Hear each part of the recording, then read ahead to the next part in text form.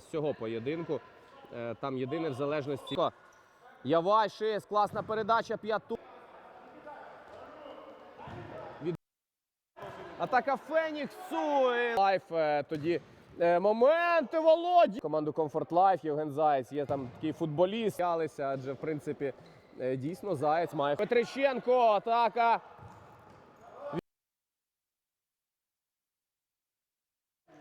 Ну що, друзі, от вони і емоції.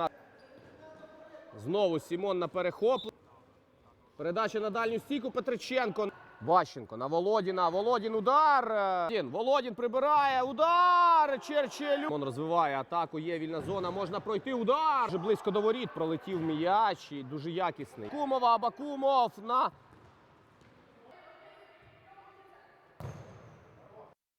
Поновлюється поєдинок. Володін удар.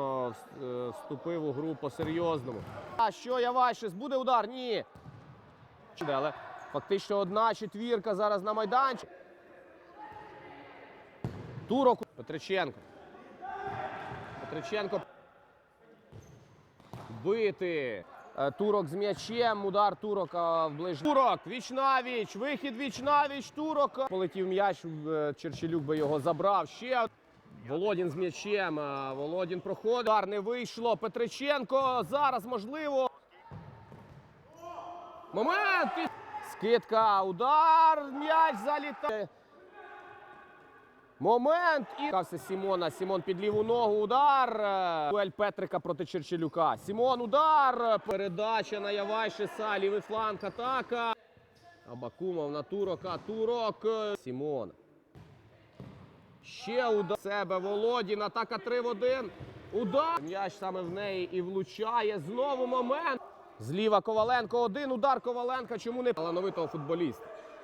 Ващенко удар. Іванченко. Іванченко прокидає. Передача.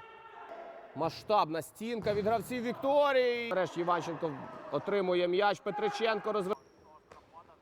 Сімон.